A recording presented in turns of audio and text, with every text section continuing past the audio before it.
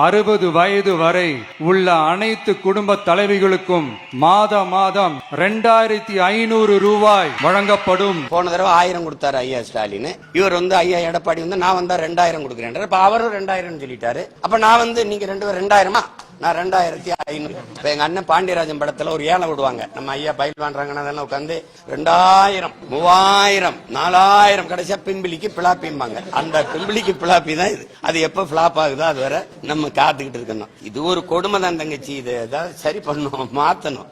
எதுக்கு இலவசம் தங்கச்சி? நான் ஒரு கேள்வி கேட்கிறேன் இந்த எல்லார்கிட்டையும்.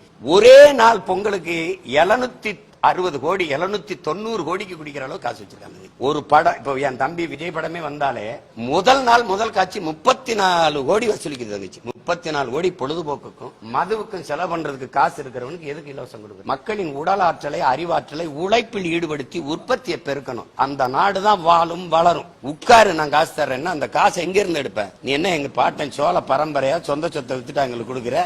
நீ கடன் வாங்கி யார காட்டி கடன் வாங்குற? என்னைய காட்டி தான் கடன் வாங்குறான், உங்களை காட்டி தான் கடன் வாங்குறாங்க.